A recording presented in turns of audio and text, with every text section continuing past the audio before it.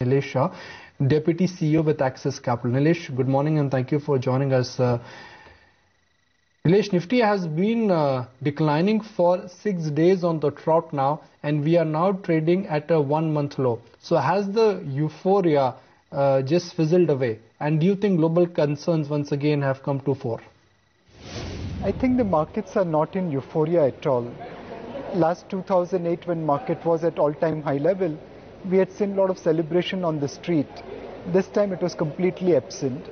Partly it is explained by the fact that there are very few sectors which have participated in this rally and taken the index to this level. And a lot of sectors are at bottom level of valuation, which is probably there in retail investors' portfolio.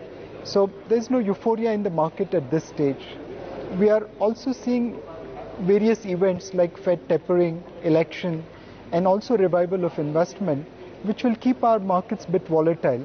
But at the end of the day, does India today provide a great opportunity to invest? My answer is yes. We will have volatility because of such events, but eventually from current level of valuation, from current level of earnings, we will see good return to the investors. Nilesh Shah, morning. A large part of the recent market run-up was driven by foreign fund flows. We've received about $18 billion from FIIs to date. What's your view? Will the impact of QE tapering be on India? From a fundamental point of view, QE tapering is unlikely to have material adverse effect on Indian market. However, from a psychology point of view, from the sentiment point of view, it will create its own volatility in the market. You correctly mentioned that we have received $18 billion from FII investors year to date.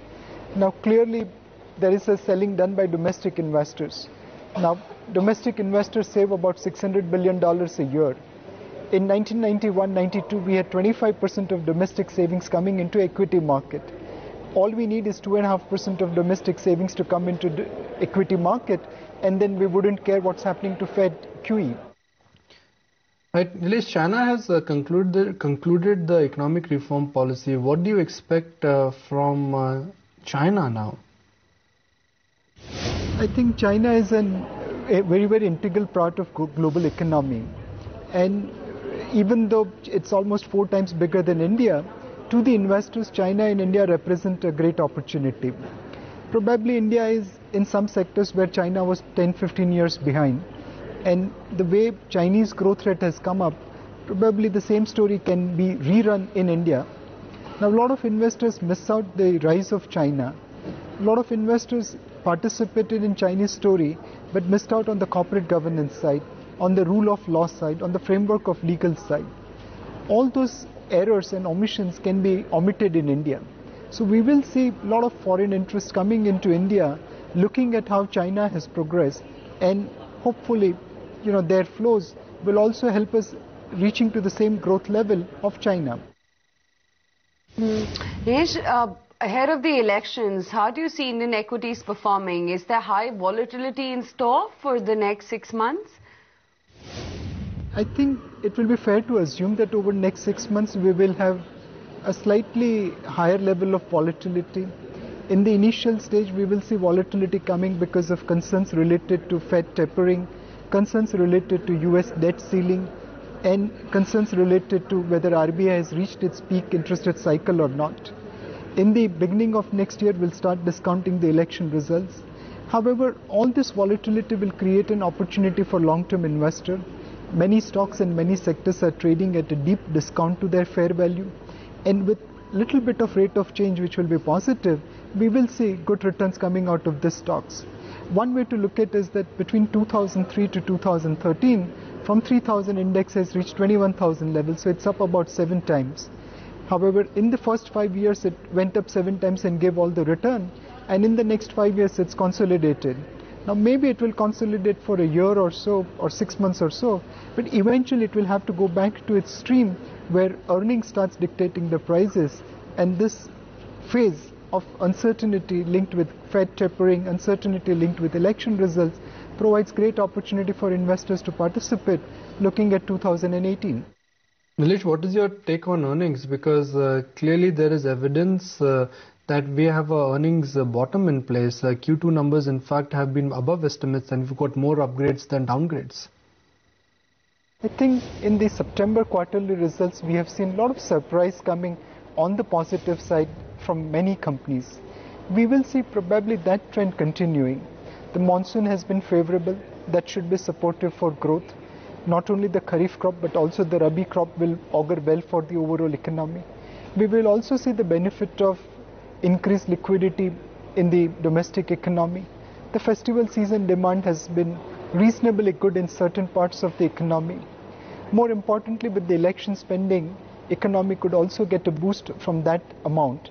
So overall, we believe the second half of FY14 should be better than first half of FY14. And today's level, current level of expectation which market is priced in terms of earnings growth, there is still a momentum of surprise. There is still a opportunity of positive surprise. IT and pharma, Nilesh, have been the top performers in the last few months. Do you see consumer names also going up since they have been laggards? I think in the consumer sector, we have to always keep in mind two things. One, there is no fresh supply, and this lack of supply kind of keeps their prices on the elevated level. Second, these businesses have given great return to the investors over a long period of time, and hence investors have very, very positive experience. These two facts, along with its fundamentals, ensure that consumer staple sector continues to remain at elevated level of valuation. We believe at today's stage, most consumer stocks have to consolidate around current levels so that earnings can catch up with the prices. They are today trading at highest ever valuation for most of the stocks. In IT and pharma sector, while prices have appreciated more than the consumer staple, the valuations have not reached all-time high level. Most of the large cap IT and pharma companies are still available at a valuation which is much lower than the mid-cap FMCG companies. The mid-cap IT companies which are cash rich, which have clean balance sheet, they are generating good ROE and they are available at very low level of valuation. So my feeling is that the defensives like IT and pharma sector will continue to outperform consumer staple, and consumer staple sector will see probably prices consolidating so that earnings can catch up with them. Nilesh, managed equities, which are some other asset classes you are advising your clients that they should put their money to work? I think on gold our views are very clear. This is probably the worst time to buy gold, because if you buy gold today in Mumbai and decide to sell it in Dubai, you will straightway lose 10%. Today's rupee gold prices are having 10% import duty, which is not probably the best time to pay. So on gold we are very clear, this is not the time to invest in gold.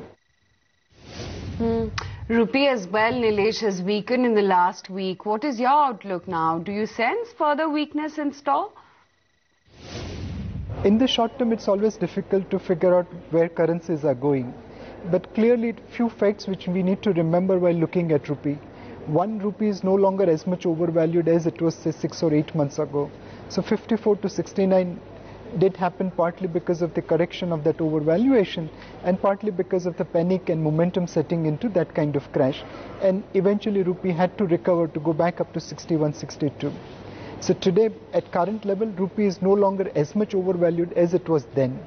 The second thing, fundamentals of rupee are improving. We were running $18 to $20 billion current account deficit every month. Now those numbers are coming in the range of $10 to $12 billion. So fundamentally, rupee is in a much better position, much sound position than what it was 6 or 8 months ago.